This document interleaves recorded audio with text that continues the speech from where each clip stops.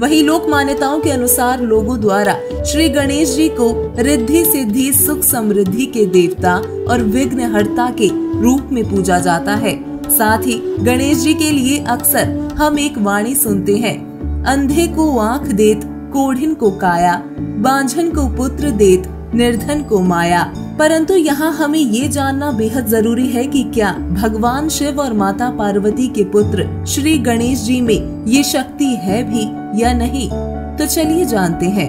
हम सभी जानते हैं कि श्री गणेश जी भगवान शिव और माता पार्वती के पुत्र हैं। साथ ही हमारे धर्म ग्रंथ बताते हैं कि एक ब्रह्मांड में 14 लोकों के अतिरिक्त 3 लोक, पृथ्वी लोक, स्वर्ग लोक तथा पाताल लोक हैं।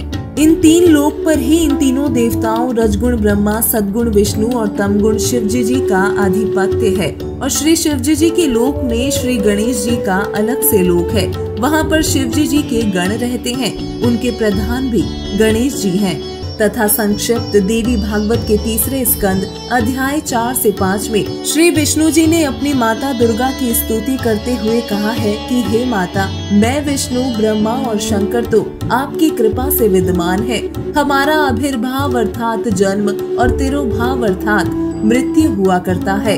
हम अविनाशी नहीं हैं। गीता अध्याय 16 श्लोक 23 में कहा गया है कि शास्त्र विधि को त्याग कर जो व्यक्ति मनमानी भक्ति साधना करता है उसे ना तो सुख प्राप्त होता है, न सिद्धि प्राप्त होती है और न ही उसका मोक्ष होता है, अर्थात कोई लाभ नहीं होता।